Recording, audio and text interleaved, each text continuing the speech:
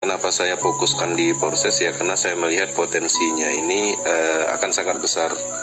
Karena saya selama ini memang dunia saya di bisnis pemasaran, dan saya melihat banyak kelemahan di bisnis pemasaran yang sebelumnya kita jalankan. Nah, kalau di proses itu bisa dibilang lebih unggul. Kenapa? Selama ini kita melihat di proses di bisnis pemasaran ini biasanya yang kita takutkan adalah beban sistem, kemudian dana itu nggak secure, seperti itu, kurang aman. Kemudian server atau website atau domain pun terkadang kurang aman. Nah, kemudian beban terhadap kawan-kawan ketika scam atau beban moral. Nah, faktor-faktor itu tidak ditemukan di proses. Nah, kalau kita berbicara tentang bisnis pemasaran ya pastinya kita pahamlah secara keseluruhan bahwa income yang kita dapat otomatis itu dari pemasaran itu sendiri. Nah, di proses ini kelebihannya dia semuanya sifatnya transparan.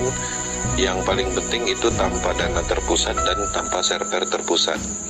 Nah, ketika saya mempelajari proses ini, saya melihat banyak keunggulan, dan ketika berargumentasi dengan bisnis pemasaran yang dulu-dulu, itu tidak terbantahkan. Nah, itulah kenapa saya kerjakan proses secara komitmen dan konsisten melakukan promo edukasi. Nah, seperti itulah kira-kira pengalamannya saya di dunia network secara keseluruhan dan sekarang menjalankan proses. Nah, di proses ini apa yang saya lakukan? Yang saya lakukan adalah edukasi, promo, kemudian menceritakan tentang teknologi blockchain dan sistemnya yang sangat kuat. Nah, jadi ketika kita kerjakan proses, artinya ketika kita membangun tim dan belajar itu sekali untuk selamanya. Beda halnya kalau dulu kita membangun tim dalam waktu 1 bulan, kita bangun tim 6 bulan udah mau dapat duit, ternyata runtuh, scam gitu kan. Ya, salah satu faktornya ya dari dana terpusat dan server terpusat.